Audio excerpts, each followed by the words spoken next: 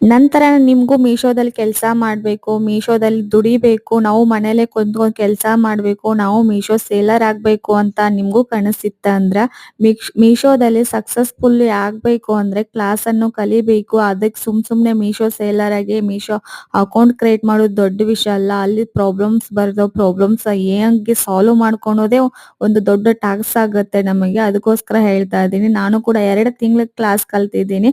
ಯಾವ್ದೋ ಒಂದು ವಿಡಿಯೋ ಮಾಡೋದು ನನ್ಗೆ ದೊಡ್ಡ ಮೀಶೋ ಬಗ್ಗೆ ಗೊತ್ತಿಲ್ಲದೆ ಮೀಶೋದಲ್ಲಿ ಕೆಲಸ ಮಾಡೋದು ಎಷ್ಟು ಅಪಾಯ ಅನ್ನೋದು ನಿಮ್ಗೆ ಗೊತ್ತಿಲ್ಲ ಫ್ರೆಂಡ್ಸ್. ನಿಜವಾಗ್ಲೂ ಅದ್ರ ಬಗ್ಗೆ ತಿಳ್ಕೊಂಡು ನೀವು ಮೀಶೋದಲ್ಲಿ ಕೆಲಸ ಮಾಡಿ ನಂತರನೇ ನೀವು ಕೂಡ ಮನೇಲಿ ಕುತ್ಕೊಂಡು ಈ ಕೆಲಸ ನೀವು ಮಾಡ್ಬೇಕು ಅನ್ನೋದಿತ್ತು ಅಂತ ಅಂದ್ರೆ ದಯವಿಟ್ಟು ಕ್ಲಾಸಿಗೆ ಜಾಯಿನ್ ಆಗಿ ಮೀಶೋ ಅಂದ್ರೆ ಏನು ಅಂತ ಫಸ್ಟ್ ತಿಳ್ಕೊಳ್ಳಿ. ತಿಳ್ಕೊಂಡ್ಮೇಲೆ ಆಮೇಲೆ ಮೀಶೋದಲ್ಲಿ ಸೇಲ್ ಮಾಡಕ್ ಸ್ಟಾರ್ಟ್ ಮಾಡಿ.